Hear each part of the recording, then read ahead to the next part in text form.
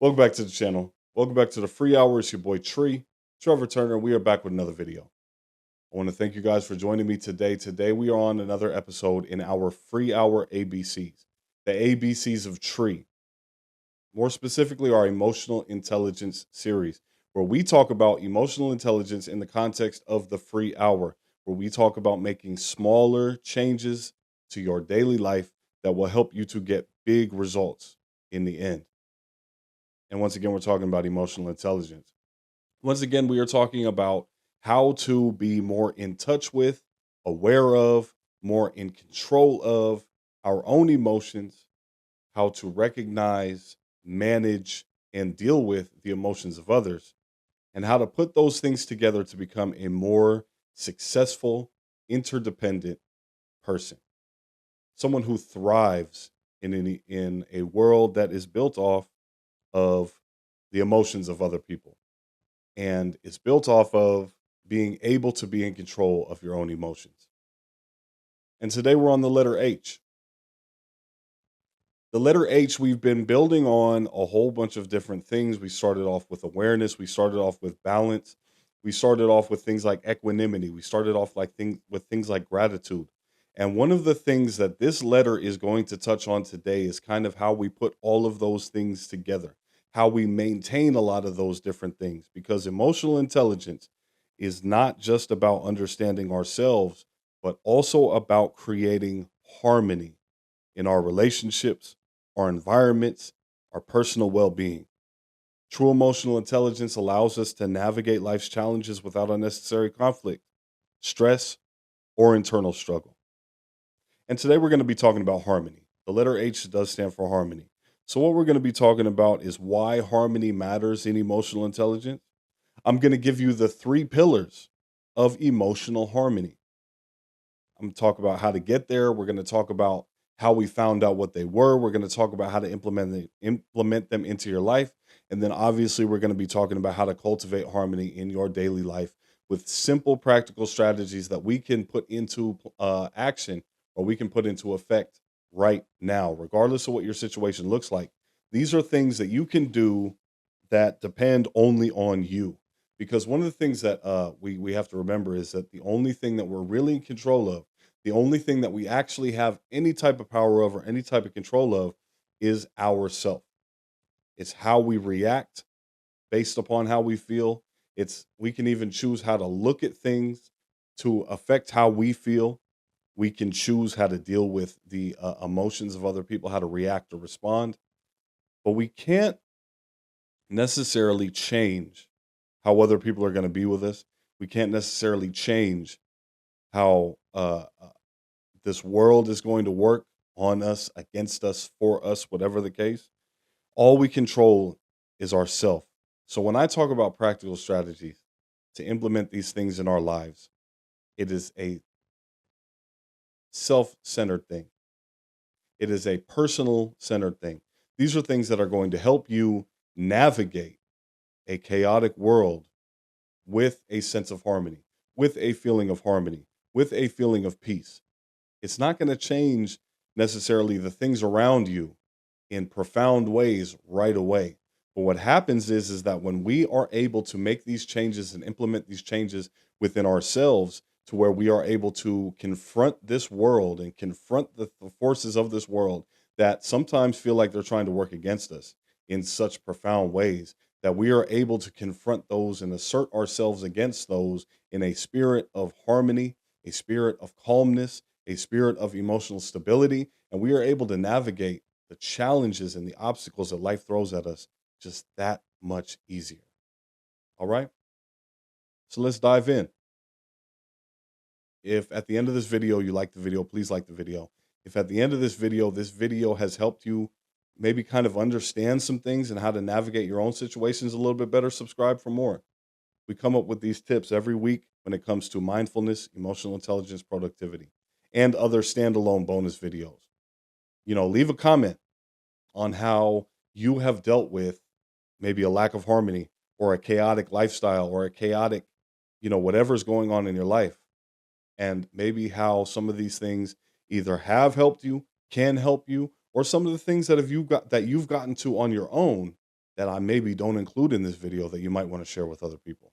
All right. So let's get to it. Have you ever felt like your emotions were pulling you in different directions, making it hard to stay balanced? Or like you're constantly dealing with conflict, whether in relationships, work, or even within yourself? One of the things that I had to come to terms with was, and this is at the very beginning of the free hour, and I'm gonna give you guys a video of just how exactly how this came to be. I'm gonna talk to you guys about the hour that changed my life. But one of the things that happened was this: is that I'd gotten arrested. I was back in the same place that I had been. I knew I was gonna be gone for years, right? So there was a feeling of acceptance that started to come over me. Like when you know that you're gonna be gone for years. You're not in such a rush to try and get bail. When you ain't got no bail, obviously there's no choice. So you're not in a rush to get bail. You're not in a rush to like have people come up and see you. You're not in a rush for a lot of these different things because you know that you have to set the foundation for being in a place for years. And one of the things that acceptance actually led me to was a place of harmony, because I was able to look at this and say, okay, I'd started reading Think and Grow Rich. I'd started talking to the chaplain in there. I'd started making my rounds and talking to some of the people who had a little bit more of a positive outlook. And I knew that I wanted different things in my life. And I knew that to get those different things, I had to change from the inside out. It wasn't just about changing my environment or changing my friends or about changing everything else around me, changing my girlfriend, things like that.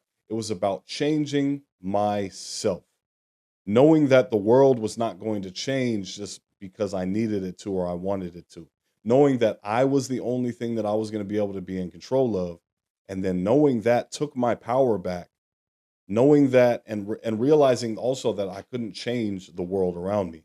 I could only change myself. Wherever I went, if I changed my environment, wherever I went, that was still going to be me. Wherever I went, I was still going to be the chaotic one. Whatever I encountered, I was still going to be the toxic one. Whatever relationship I got into, I was still going to be the one who wasn't shit, right? So when it comes to dealing with conflict, when it comes to being hard to stay balanced, you have to find that within you. You have to quiet the inner conflicts that you got going on in here. You have to quiet the inner turmoil that you have going on in here. You have to find yourself in love with yourself. You have to find yourself at peace with yourself and at harmony with yourself first. And today we're talking about harmony. We're talking about emotional intelligence that helps us create peace within ourselves and in our relationships with others. So when we talk about why harmony matters in emotional intelligence, harmony is the ability to balance our emotions, maintain peace in relationships, align our actions with our values. It doesn't mean avoiding conflict. It means handling conflict constructively without letting emotions take over. This is one of the first things that I had to learn. Like when you find that harmony within yourself, like it said, it's about aligning actions with values. One of the things that I found was that I love myself. One of the things that I found was that I could get to the point where I started to treat myself like I love myself. Now, if you have a friend, if you got a significant other, if you got somebody that you talk to on a daily basis and they keep telling you about somebody that's coming into their life and causing some bullshit, causing conflict, causing stress, causing strife, causing all of those things, what would you tell that person that you love? You would tell them that they need to break it off, right?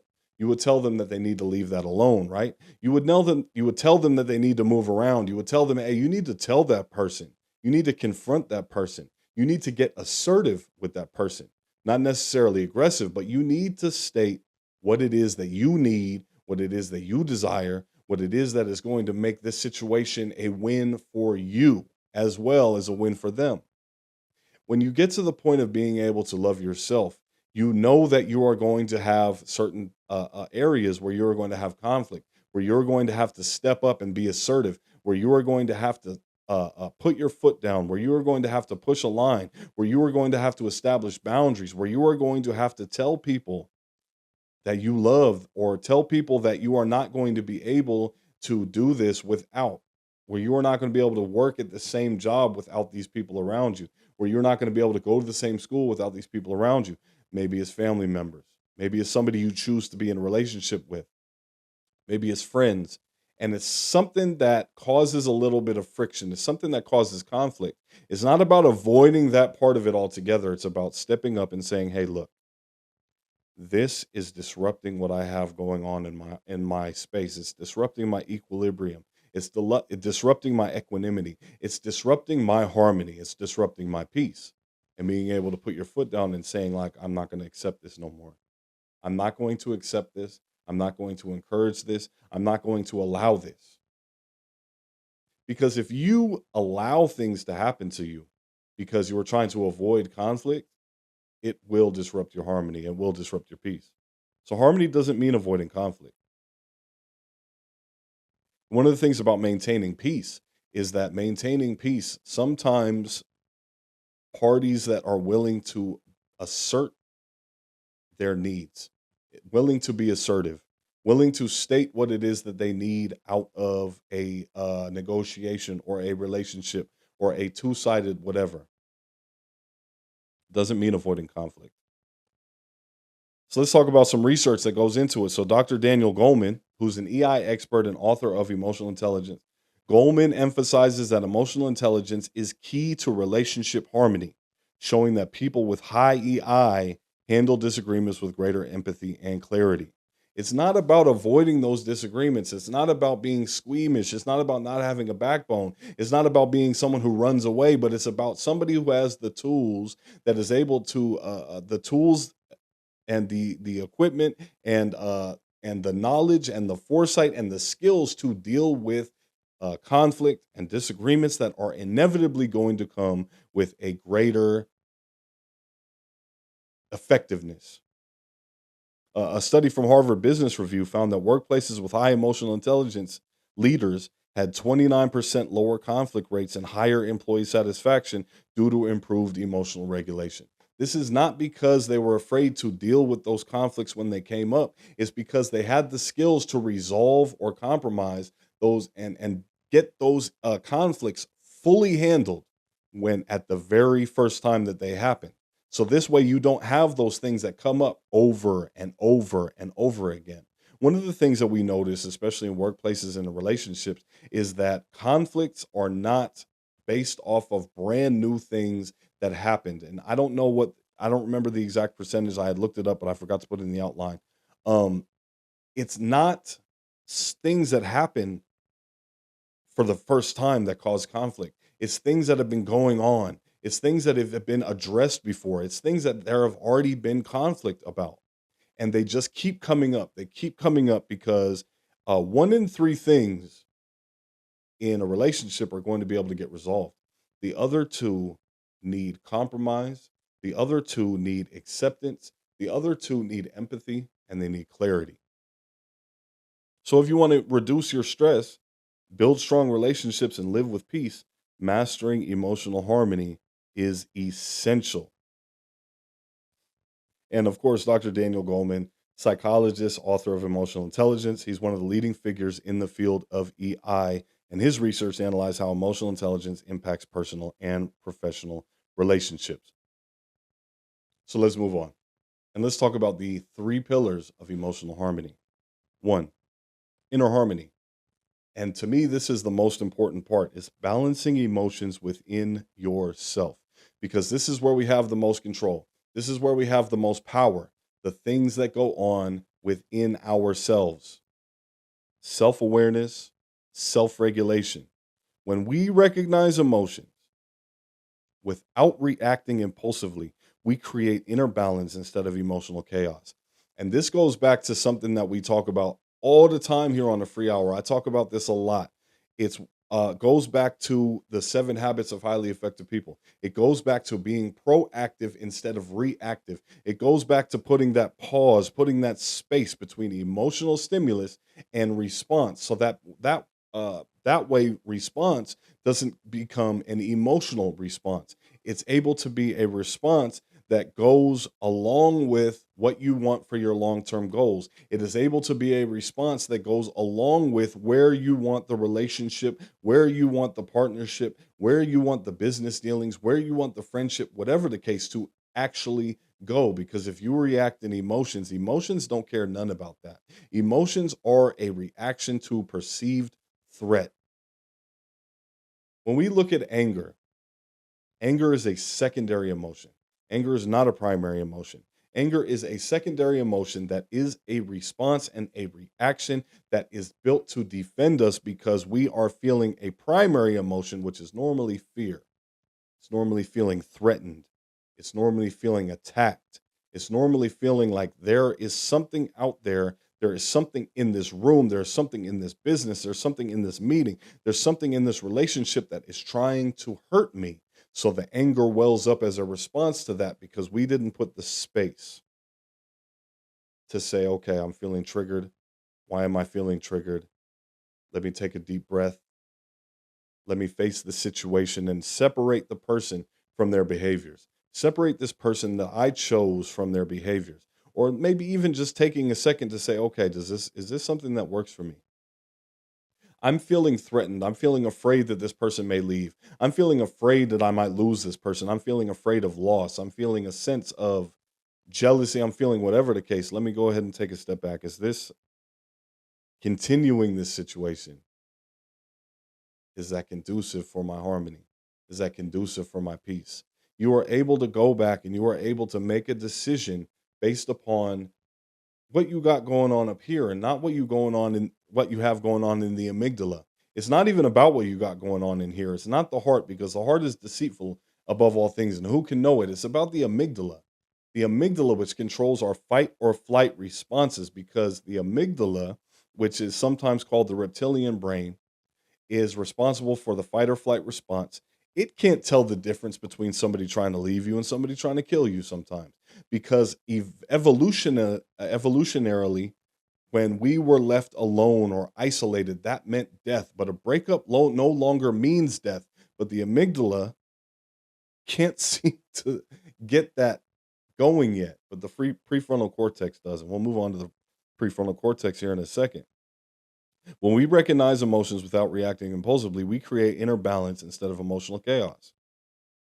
And some practical strategies to get there are mindfulness check ins throughout the day. Stop and ask yourself, what am I feeling right now? How is this emotion affecting my actions? How is what I got going on? How is what that person said to me? How is this perceived threat? How is what that person was looking at me like? How was their body language? How is it affecting my actions? Even if I'm out of that situation, how is it still affecting my actions throughout the day? How is it still affecting my actions when I get home and when I start to deal with my family, when I start to deal with my kids, when I start to deal with my friends? Is it causing me to go to the bar and drink? How are these emotions affecting me? Take that inventory. Take that second throughout the day to pause and think about it. Next, journal for reflection. Write your emotions down. It helps process the feelings without acting on impulse. One of the things we can do is if we have like an emotion that is just bubbling up within us, if we have something that is just like we're ruminating on it, like, oh, I can't stand this job. I can't stand this person at my job. I can't stand living in this area no more. I just need to get out of here. I need to go. I need to move. I need to make a move. I need to break away. Instead of living with that same emotion, instead of living with that same rumination, instead of chewing on it over and over and over again, day after day after day, week after week, month after month, what you need to do is you need to go and you need to journal about it. You need to write it down.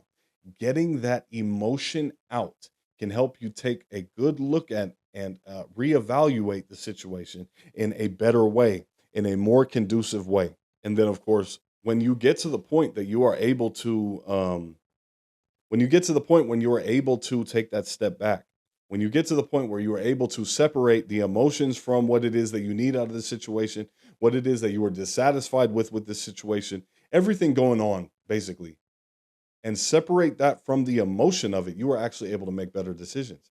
Maybe you do need to get out of the area. Maybe it is your boss that you just can't deal with anymore. Or maybe it's something else that is causing you to carry over these negative emotions into your workspace, into your workplace. Maybe you're alone. Maybe you feel lonely. Maybe the dating market where you at kind of sucks. Maybe you haven't put yourself out there enough. And being alone or feeling isolated is carrying over into you hating your job, into you hating where you live at, into you hating everybody that comes into your place of business. Journal, get it down. Someone who feels anger but pauses to breathe, reflect, and respond instead of reacting explosively is someone who is operating on the principles of emotional harmony. Dr. Richard Davidson, neuroplasticity and emotional regulation. Richard Davidson is a neuroscientist and founder of the Center for Healthy Minds. He specializes in studying how emotions shape the brain. His research examined how meditation and mindfulness change brain activity related to emotional regulation. Now, here's where we get into it, the prefrontal cortex. Regular mindfulness practice strengthens the prefrontal cortex, the part of the brain responsible for emotional control and self regulation. One of the things that they have found, and I've talked about this in previous videos, is that the amygdala has a lot more control over what it is that you do, what it is that you think, how it is that you respond, how it is that you react when you are in an emotional state, because the emotions are the response to the perceived threats. The emotions kick up as a response to our fight or flight responses that are controlled by the amygdala.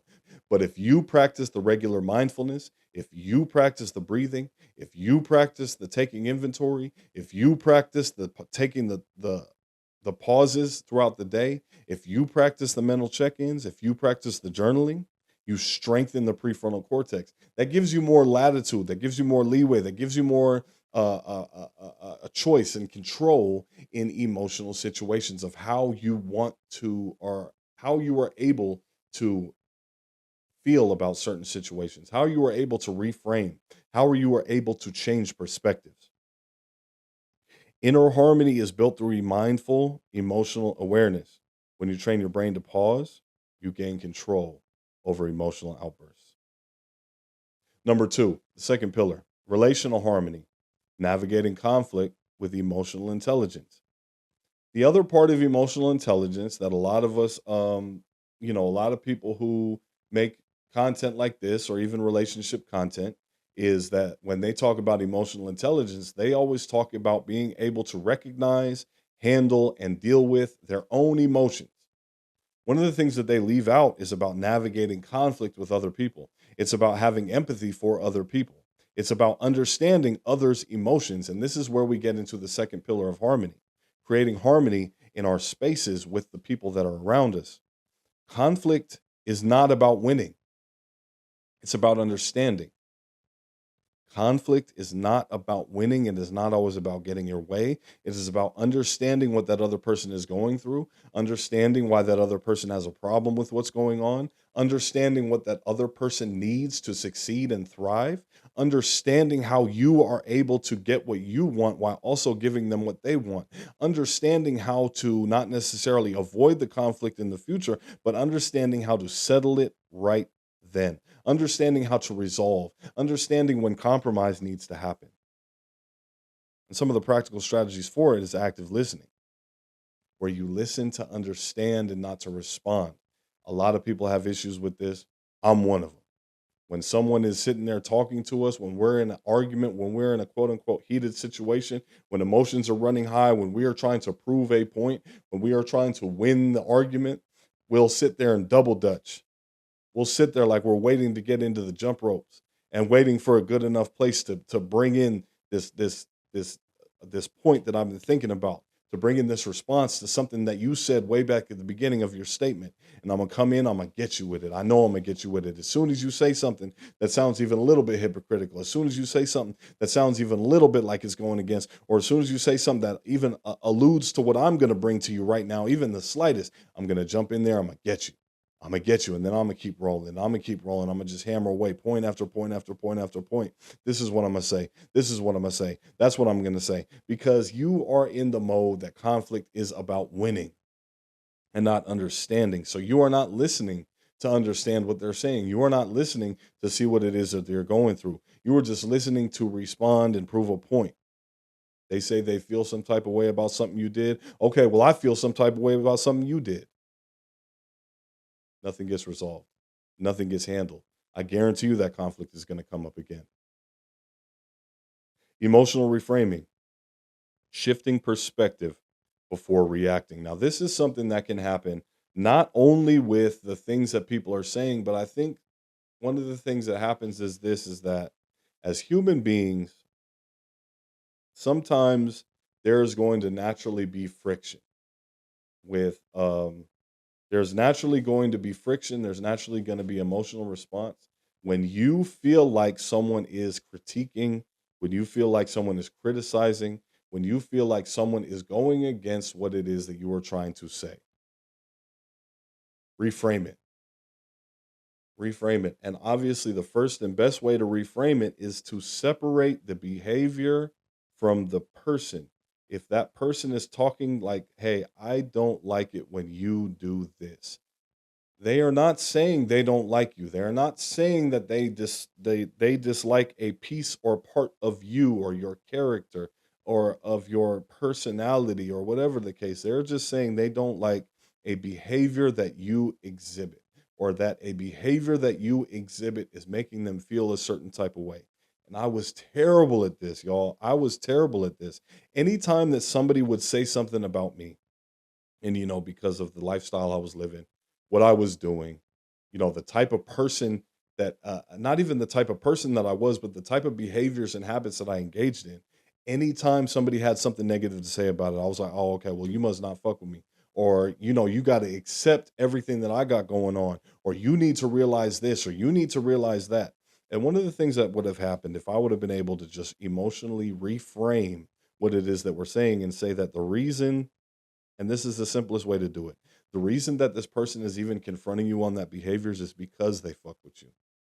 It's because they value you. It's because they want you in their life. That is the reason that they are addressing those behaviors. And I hope that those behaviors will change so that they can have even greater access, fuller access, more fulfilling access to you, which is the person that they love, the person that they chose, the person that they like. They are trying to get you to change certain behaviors so that they can get more of you and more aspects of you and your character and your personality and your spirit and who you are as a person. They are most likely feeling that that behavior is blocking them from access to it. And that's one of the easiest ways to reframe when it comes to dealing with other people. Obviously, we know the other ways about it is like, hey, this happened. I don't like that they made this decision. I don't like that I didn't get this raise. I don't like that I didn't get this job. I don't like that I didn't get that promotion. I don't like that they didn't allow me to transfer to another location that's more suitable for me. I don't like that I wasn't able to continue my remote work. I don't like these things. But if you are able to emotionally reframe and say, okay, what is the opportunity here? Where can I find the good in this situation? And sometimes it's going to take forever. Sometimes it might even be impossible for you. But if you are able to make yourself pause and look for it, eventually you will start finding them. And eventually those things will start to come out before the negatives do. And then we talk about Dr. John Gottman, conflict resolution in relationships. Dr. John Gottman is a world renowned psychologist and researcher on relationship dynamics. His work has shaped modern marriage therapy. And what he studied was that over 4 decades, 40 years, he studied couples to understand what makes relationships succeed or fail. And he found that the key to lasting relationships is not avoiding conflict. It's handling disagreements with emotional intelligence. It's not about letting those behaviors from the person that you want to be with or the person that you love slide because they are the person that you love or the person that you want to be with. It is not about letting those things go because you don't want to rock the boat. It's not about letting those things go because you don't want to seem like you're nagging. It's not about letting those things go because you don't want to seem like you're too emotional or too needy as a man. You don't want That's not what it means. It's about being assertive when those things happen, when those things come up, when those behaviors come up that make you feel a certain type of way that disrupts the harmony of not only what you got going on in here, but the harmony of the relationship as a whole, addressing them in an emotionally intelligent manner one that takes into account the fact that you have emotions going on up here, but you're not reacting to them emotionally. One that also takes into account the fact that that person has their own emotions that they're dealing with, their own things that they are going through, their own things that they are dealing with. And you are dealing with those things in an empathetic and understanding fashion. Couples who listen actively and acknowledge each other's emotions are far more likely to have healthy, long lasting relationships. Whether in friendships, romantic relationships, or work settings, emotionally intelligent people create relational harmony by handling conflict with empathy. Pillar number 3, environmental harmony, creating spaces that support emotional well being. The people and places that shape our emotional state is something that we need to think about. The energy we surround ourselves with affects emotional harmony. One of the things that we always talk about is we always talk about the energy of the people who surround us. It's something that is said by a lot of people. If you surround yourself with 9 broke people, you're going to be the 10th broke person. If you surround yourself with 9 people who are gangbanging, selling drugs, or whatever, you're going to be the 10th one gangbanging and selling drugs. If all 9 people are going to go to jail, you're going to be the 10th one going to jail. You're going to be doing the same stuff that they are doing. The other thing that we need to look at, though, is if we are surrounding ourselves with 9 people who do not have emotional harmony, who do not have emotional intelligence, who are allowing themselves to be pulled into conflict day in, day out, who are allowing themselves to be thrown off of their square, thrown off of their center, thrown off of their line, whatever you want to call it, you will be the 9th person. If you are surrounded by people who don't chase peace, who don't value peace, who don't even know what it looks like, who don't even know what it feels like, guess what? You're going to be the 10th person. You're never going to be able to find peace with those people around you. So audit your environment. If a space or relationship drains you, consider making adjustments. You really need to take a cold, hard look at the people and places around you. You really need to take a cold, hard look. And this is something that we look at in recovery a lot. This is something we look at for people who are trying to get clean, for people who are trying to get off drugs, trying to stop drinking. You have to change your people, places, and things. You have to change the people you're hanging around. You got to change the places you go to. You got to change the things that you do. We can take that even further because there are people who may not be doing any of the things that you're trying to get away from if you're trying to change your life. There may be people who are not doing any of the things that you are normally inclined to doing when it comes to criminal activity, when it comes to gangbanging, when it comes to selling drugs, when it comes to using drugs, when it comes to trying to fight people, when it comes to even like cheating on their girl or whatever the case. They might not be engaged in any of those things, but the thing is, they also may not be engaged in chasing peace. They may not be engaged in trying to thrive. They're just trying to survive. And if you're surrounding yourself with those people, then you will never thrive in your own self. If you are surrounding yourself with people who are okay with mediocrity because it isn't the worst thing, and they're not chasing the best thing because they found something that's decent, then you will be the 10th halfway decent, mediocre, lukewarm person.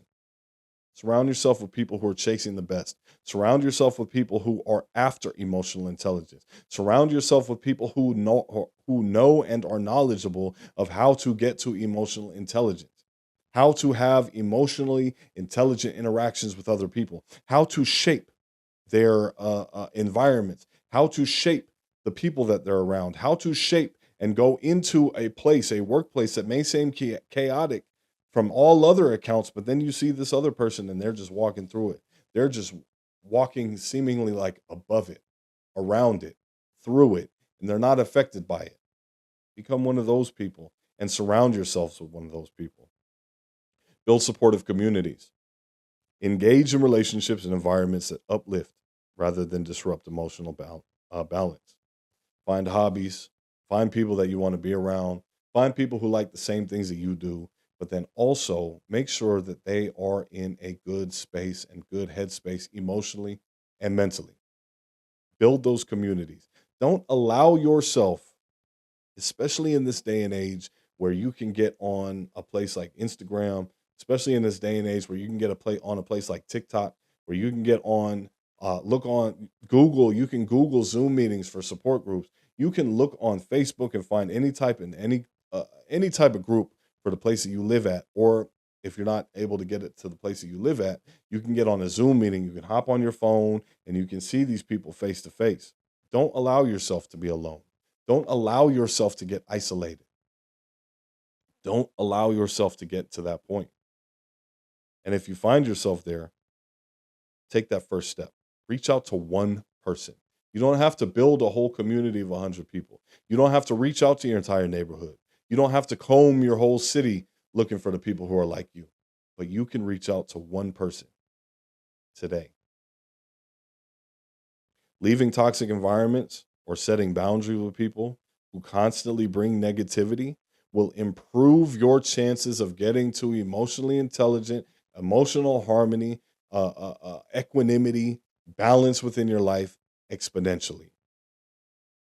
And then we talk about the University of Minnesota, the impact of environment on emotional well being. Researchers at the University of Minnesota examined how physical and social environments influence emotions. They studied the connection between surroundings, things like light, noise, people, and mental and emotional health. They found that cluttered, stressful environments led to higher cortisol, which is stress hormone levels. People in supportive, structured environments reported greater emotional balance and reduced stress.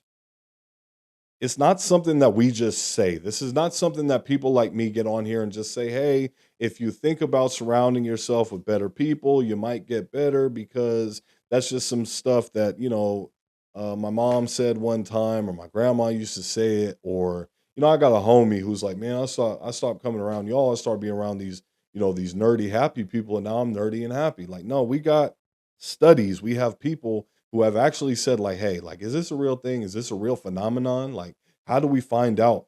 How do we figure out how to measure this? They figured it out and they were able to measure it, and they were able to say, look, if you surround yourself with better people, you're going to be better.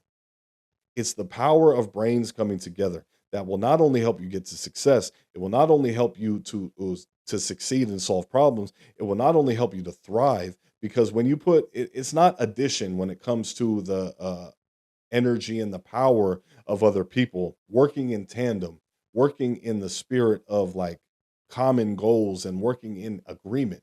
It is multiplication. It's exponential. It's not addition. 2 plus 2 does not equal 4. 2 plus 2 doesn't even equal 8. When you are adding the power of multiple people who are in agreement, in harmony, working toward the same thing, it's exponential growth. If your environment negatively affects your emotions, changing it can improve emotional intelligence and harmony. So let's move on to how to cultivate harmony in daily life. And this is going to be really simple. We got a good few daily practice ideas, and these are things that I incorporate in my own daily life that I'm going to share with you guys. And these are going to be things that you can actually implement in your own free hour. Because when we talk about the free hour, just to give you a little bit of a refresher here, the free hour is an hour that you have assigned yourself. It is an hour that you have picked for yourself throughout your day to add new things into your life. Whether that's you want to read more, add reading into your free hour. You want to exercise more, add exercising into your free hour, until it becomes so much of a habit that you can put it at a different part of your day. Or let's say that you spent your first free hour, it was right after work, and you said, you know what, during my free hour, I'm going to get in the habit of exercising, showering, and eating a healthy meal. So you started small and you got bigger, and now you're spending your entire hour exercising before you go home to eat that meal. Now what you need to do is, because you don't want to disrupt that habit that you formed by trying to move that to a different time, you just move your free hour to a different time. So right after work, you're in the gym, you're eating that healthy meal. Maybe set up another free hour right after you've eaten your healthy meal. Maybe you want to incorporate reading. Maybe you want to incorporate journaling. Maybe you want to incorporate meditating. Maybe you want to incorporate yoga. Maybe you want to incorporate these things, and you do them in small chunks during your free hour. These are the free hours of your day where you have recognized, hey, I got some time here that I can incorporate some small changes into my life. And you start to do these things. So when it comes to these particular things, these are things that you can add into your free hour practice. Whether your free hours in the morning, whether it's in the evening, whether it's at night, whether it's in the middle of the day on your lunch hour. These are things that you can add in. So, one, morning emotional check ins. When you wake up, instead of allowing yourself to just feel and allowing yourself to just be a jumble of emotions, allowing yourself to carry whatever stuff that you had going on from yesterday or from the week before or from wherever the case, and just getting up, going into the bathroom, brushing your teeth, using the restroom, starting to shower, doing all this other stuff, or walking into the kitchen to make some coffee, whatever. While you're doing those things, or even before you start doing those things, you can ask yourself, how do I feel today? How do I feel today? How do I want to show up today? You can even, once you get to the point that you've done this enough, you can even set an intention for how you want to feel today. How do I want to feel today? I want to feel grateful today. I want today to be the best day of my life. Yesterday was the best day of my life. I want today to top it. And you know that you're going to continue doing that. So tomorrow is going to be even better, but you don't think about tomorrow yet. You don't even really think about yesterday. You just think about the fact that I'm going to make today the best day of my life, or I'm going to walk through today with gratitude. I'm going to walk through today with peace. I'm going to walk through today with harmony. Evening reflections, journaling or meditation on emotional responses throughout the day. This is where you go throughout the day and say, okay, what happened? What did I do? What happened? How can I do better? What happened? Where did I mess up at? What happened? Where did I succeed at? What happened? What happened with somebody else that I saw that I admired how they approached it? I admired how they dealt with it. How can I implement that in my own life? How can I take what they do and incorporate that into my own life? Do that in the evening. Pause before reacting. When emotions rise, take a deep breath and reframe. One of the things we've talked about before, especially in our mindfulness series, is we talk about knowing when you're triggered, knowing when you're going through that stuff, realizing like, hey, my hands are clenched up, my breathing is shallow, I'm like not in control of what's going on. I'm like, my tunnel vision, I'm getting tunnel visioned. I'm not really getting my periphery. I'm like, I'm on edge, like my teeth are clenched, I'm pacing, all this other stuff, and noticing those triggers, noticing when the emotions are starting to take control, noticing when everything is starting to go towards a certain route or a certain path, and dropping into breathing. Taking a deep breath, maybe breathing in for 4, holding it for 4, breathing out for 4,